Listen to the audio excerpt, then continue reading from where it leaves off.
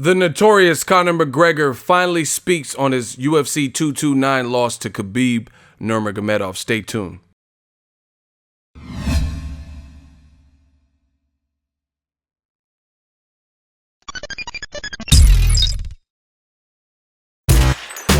Boxingego here. If you like this video, make sure you hit the like button and also subscribe to the channel and hit the bell icon on the top of your screen to get notified when the latest new content drops.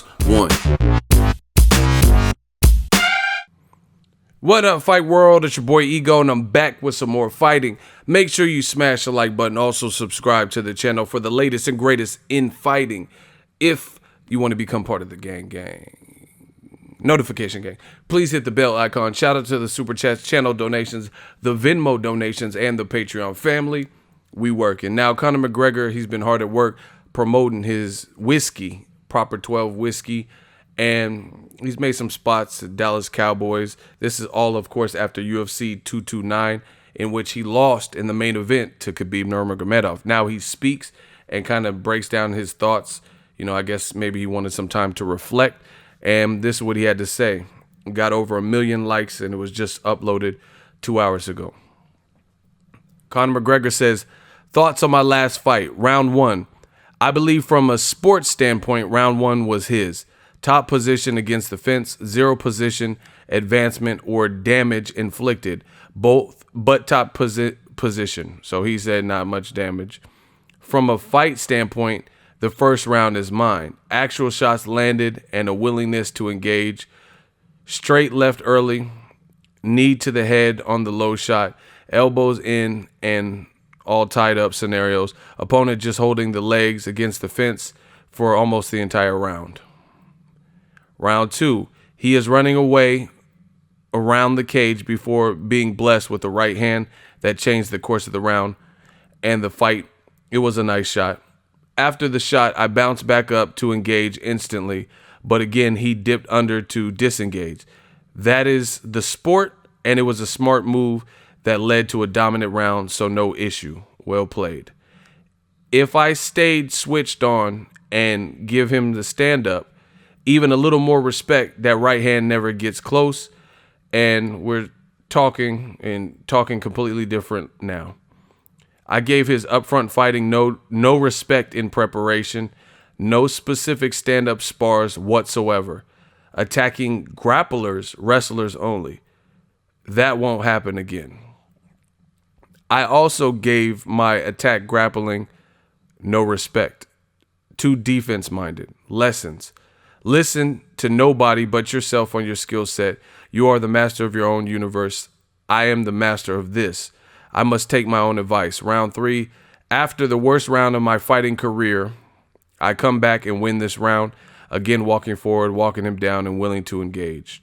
Round 4, my recovery was not where it could have been. That is my fault. Although winning the early exchanges in 4, he dips under again, and I end up in a bad position with over 3 on the clock. I work to regain position and end up upright with my back to the fence, a stable position. Here, however, I made a critical error of abandoning my overhook at this crucial time, exposing the back, and I end up beaten fair and square.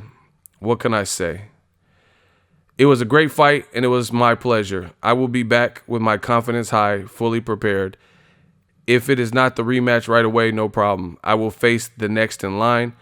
It's all me, always. Anyway, see you soon, my fighting fans. I love you all. Conor McGregor. Now, I got to say this. The thing I like about Conor McGregor is at least he's, to some degree showing face. Like, he didn't post a video and say all this, but, he's still engaging with his people, like, his community, his fans and stuff like that. So I can always appreciate that. He's still promoting his whiskey and, pulling up in trucks and at Katie Taylor's fights and shit like that in boxing, so he's not just hiding. Like Ronda Rousey, when she lost to Holly Holm, she pretty much disappeared. The only one that seen her was Travis, her boyfriend at the time, now husband. So I can always respect that about Conor McGregor. He says he'll be confident. I will say this also from a psychological standpoint. The people who can embrace a loss, those are the ones that bounce back from the loss, right? and he said some good stuff in there. Like portions of it seem like, you know, he kind of made some excuses, but he also took ownership. So, you know, I got to give him credit, because some people would just be like, nah, I didn't lose, or, you know, the sun was in my eye, or, you know, a light shined in my eye, and, you know, make excuses. So, you know, overall, I like the message from Conor McGregor. It remains to be seen. And it's so funny, because stuff I say on the channel, new media, and you see it show up. I immediately talked about this fight well before this passage in this post. And I told you, it looks like he underestimated, Conor McGregor underestimated Khabib Nurmagomedov striking. And he tells you, he says, I didn't even prepare for that. He's like, I chumped him. I thought that wouldn't be something that we would have to worry about. That's why he got caught and dropped. And he even calls it the worst round of his career as a fighter, you know. So he admits, you know, getting dropped to the mat and stuff like that. That particular round wasn't a good look, which, you know, it was pretty apparent to see it wasn't a good look. So, you know, it remains to be seen where Conor McGregor ends up. Khabib Nurmagomedov might fight El Cucuy, Tony Ferguson.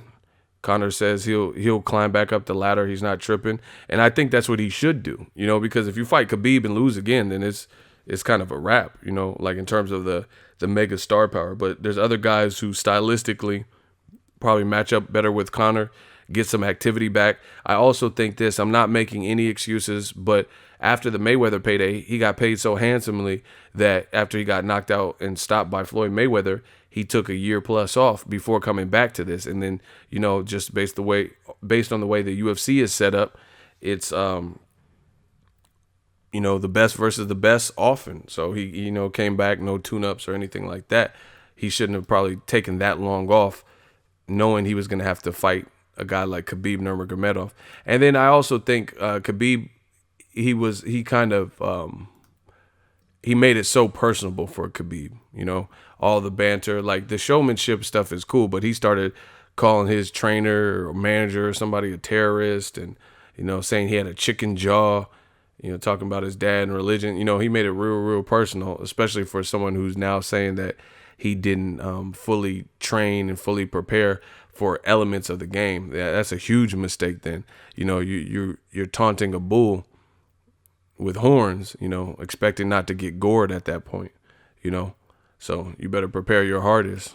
So that's why what I appreciate about guys like Floyd Mayweather, because when he trash talks, you know, he's not selling his opponent short in preparation. But all in all, UFC 229, it was a good fight. It did good numbers. I think it was like 2 million plus that tuned in. A rematch would probably be bigger just based on, you know, what happened. Who do you want to see Conor McGregor come back to fight? And I think he should just jump right in, you know.